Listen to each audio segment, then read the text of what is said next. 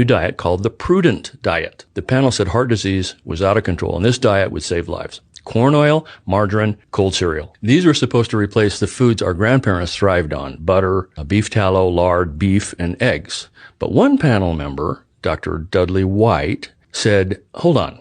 Heart attacks were non-existent in 1900 when egg consumption was 3 times what it is in 1956. See here, he said. I started my cardiology practice in 1921 and didn't see a single heart attack patient until 1928. The fats were butter and lard back then, and no one had ever heard of corn oil. Dr. White knew something was off, but he was outnumbered. The leading voice that everyone chose to follow belonged to Ansel Keys. And his hypothesis was saturated fat from animals increased LDL cholesterol, which increased risk of coronary heart disease and death. And he based this on what he called his 7 countries study. Years later, it was discovered that his study started out with 20 countries, actually, but Keys excluded those countries whose data didn't fit his hypothesis. So fast forward to 1957, Dr. Norman Jolliffe thought he had the answer: a diet of corn oil, margarine, and cold cereal. He formed the Anti-Coronary Club to prove it would save lives. But in 1966, the results were published, and they weren't what anyone expected.